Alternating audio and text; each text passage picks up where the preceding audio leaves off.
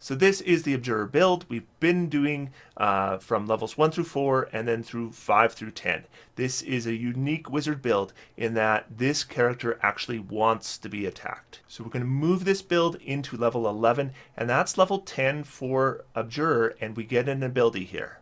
So improved abjuration, beginning at 10th level, when you cast an abjuration spell that requires you to make an ability check. That's basically, we're talking about counterspell and dispel magic.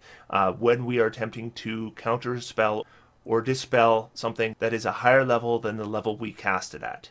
As part of casting that spell, you add your proficiency bonus to the ability check. So our proficiency bonus for this character is currently +4, and it will eventually be +7. So that's the kind of bonus we're looking at on those checks. And remember, they're already intelligence-based checks. We haven't ignored our intelligence with this character. So even if we try to counterspell or dispel a spell that is a higher level, there's still a pretty good chance we're going to bring it down. And again, whenever we cast counterspell or dispel magic, we recover our arcane ward. So we definitely want to do that. Whenever we see a spell cast, we want to try to counter it. Whenever we notice a spell has been cast, we want to try to dispel it. We get an additional cantrip, and I figure we might as well just take light. It comes in handy once in a while. We have a lot of cantrips with this character, because remember, we also have 2 cantrips from Warlock. Now we're only going to have 1 more preparation, so this is a good place for us to pick up our Rary's Telepathic Bond that I usually do at this point. Works nicely with the preparations that we have. So then we want one thing we can do that does require preparation. I do think this is a good spot for Transmute Rock because we have a lot of things we can do now that require concentration, including that banishment that we're going to be using a lot, but also Wall of Force and Bigby's Hand. So we want something that doesn't require concentration.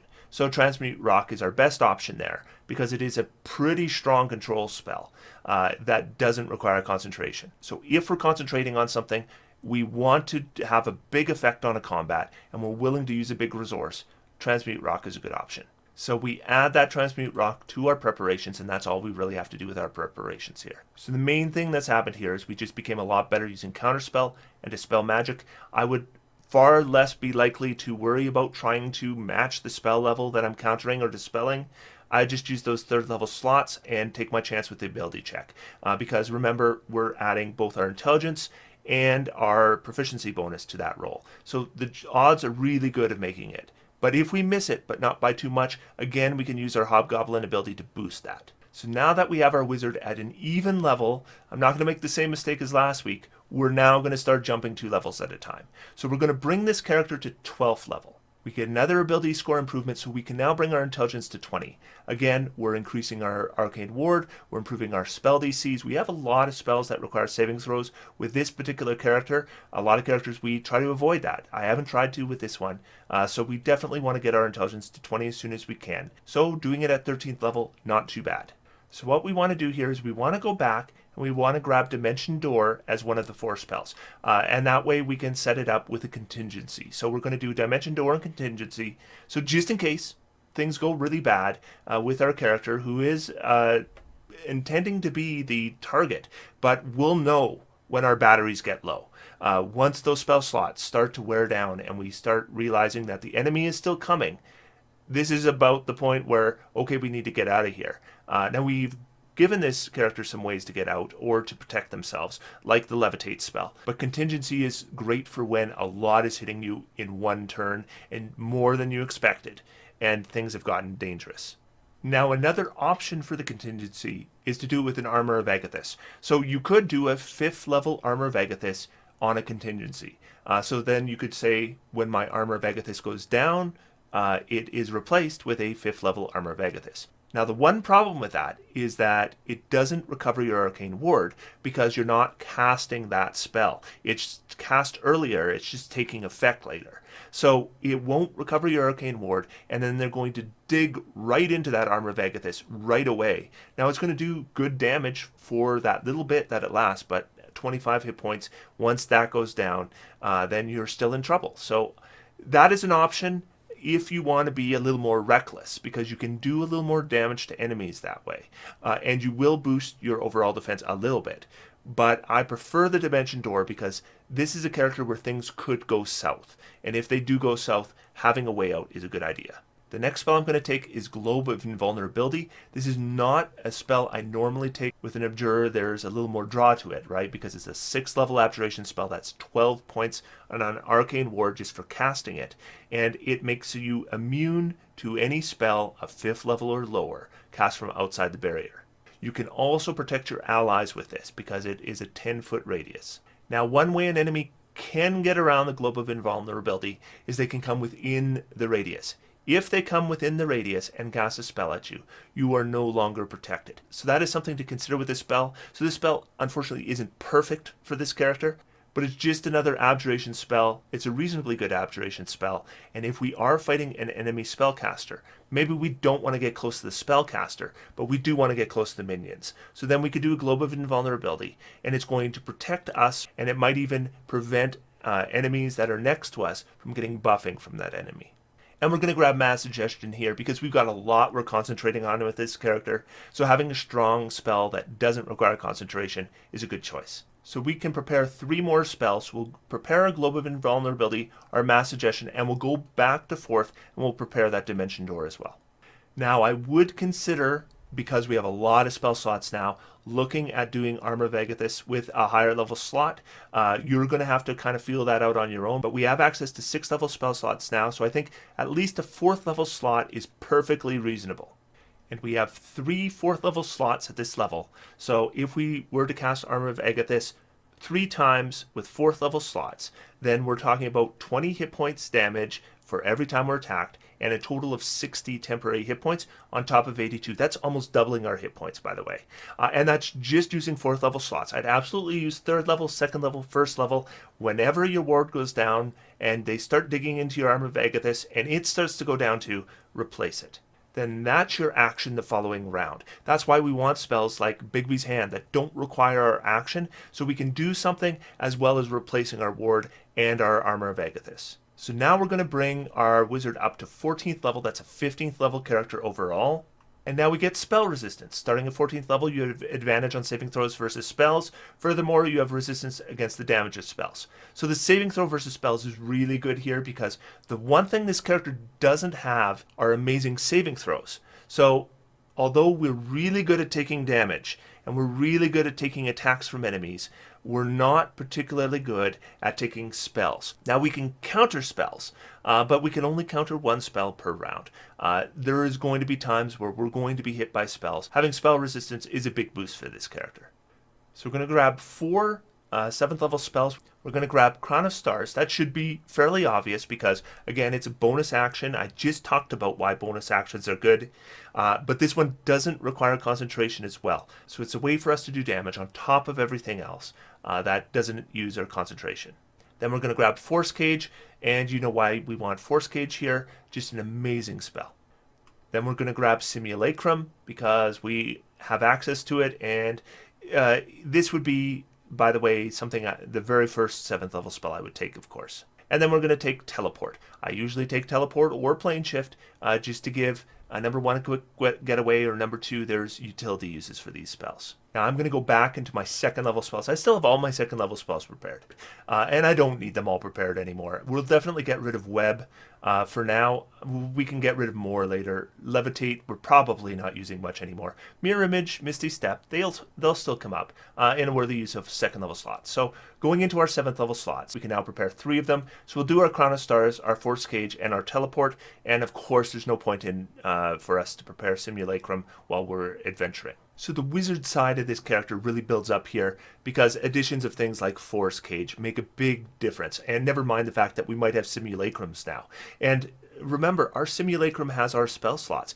and our abilities. So we can send that Simulacrum in and they can be another porcupine in that combat. Maybe I should have called this the porcupine instead of the armadillo.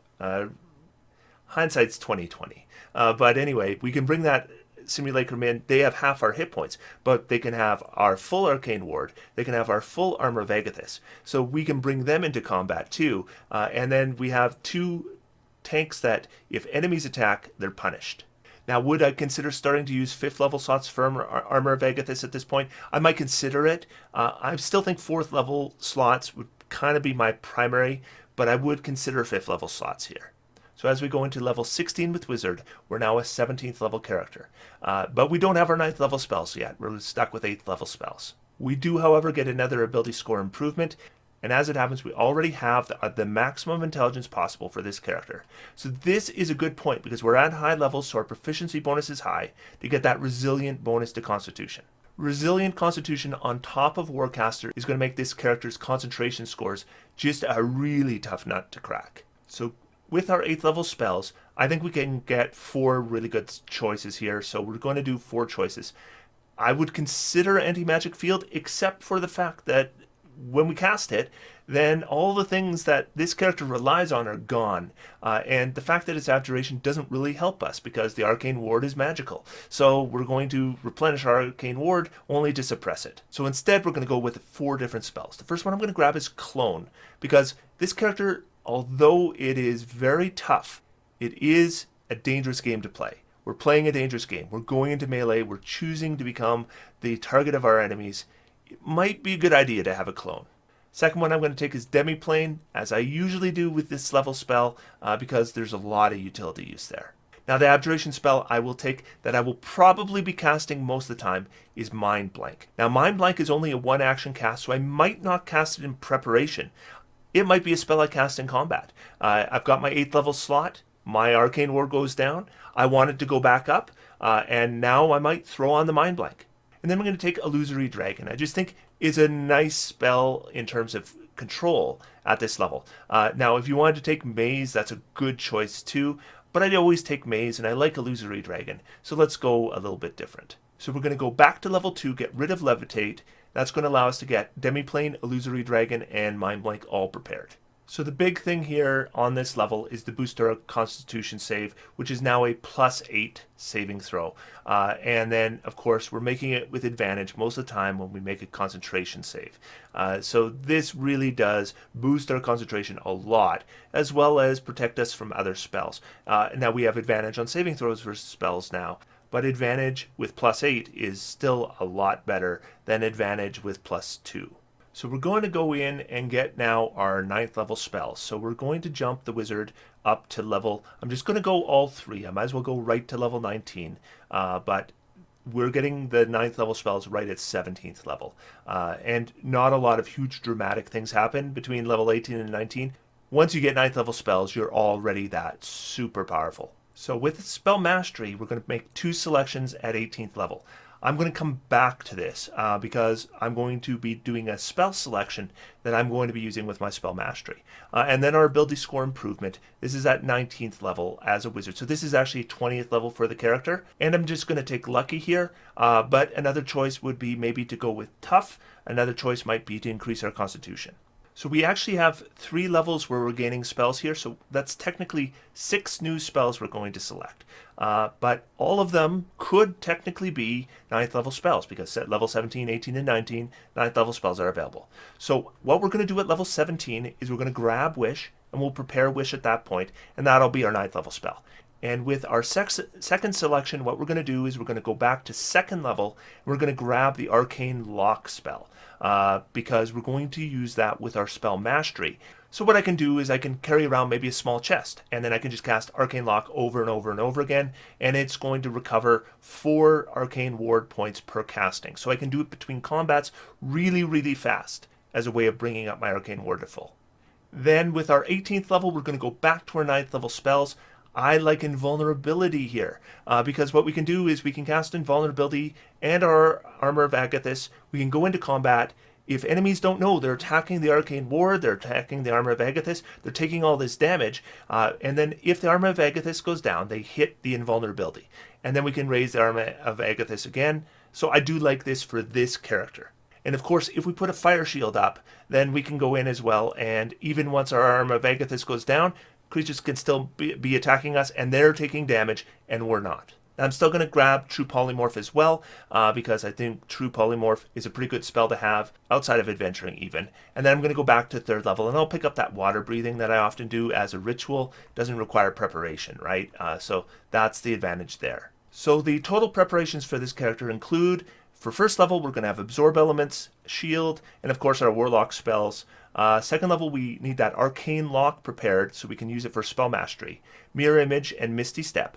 Third level, we'll have our counterspell and dispel magic prepared. We're really good with those now. Our proficiency bonus is up to +7, and then slow, we're going to keep that prepared as well. I don't predict using that very much, and if you didn't want to prepare that one, by all means go prepare something else. Then for fourth level, we'll keep our banishment prepared. We might upcast that. As a fourth level spell, it's not that useful to us anymore, but if we cast it with, say, a sixth level slot, we could hit 3 creatures with it, then it's pretty good.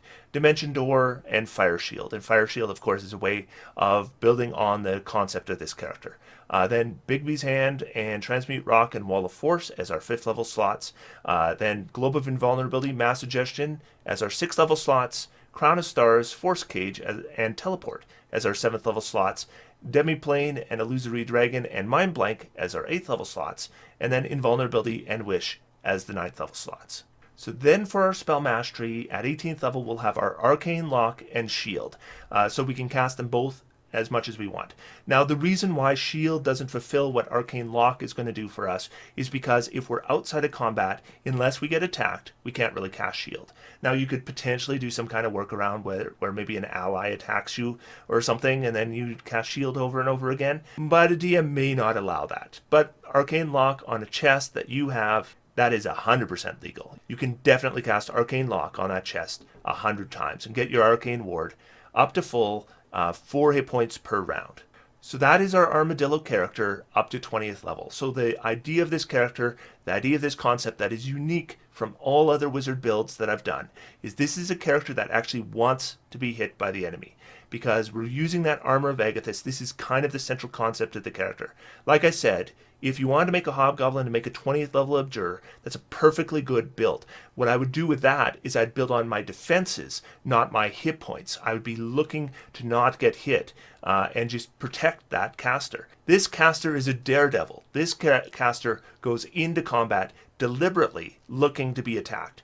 And if those attacks miss, great. But when they do hit, we are far more durable for taking that damage. Quite often we don't even need to make concentration saves because it's going to hit our Arcane Ward, and our Arcane Ward scales pretty nicely with level. Here at 20th level, that Arcane Ward can block 43 points of damage, and then we can bring it back up again. And with Alarm, we could bring it back up between every combat, but also with the casting of Armor of Agathis and other Abjuration spells, we can recover a lot of it during combat as well. So although this character has 124 hit points, we should be expecting to take hundreds and hundreds of hit points of damage through an adventuring day. So that's the Armadillo. Next week we're going to be doing our Kobold Grave Mage. That's our necromancy build, and that one really focuses on undead servants. So I hope you'll join me next week for that. Until then, I'm going to sit back, relax, have some fun. D&D's for everyone.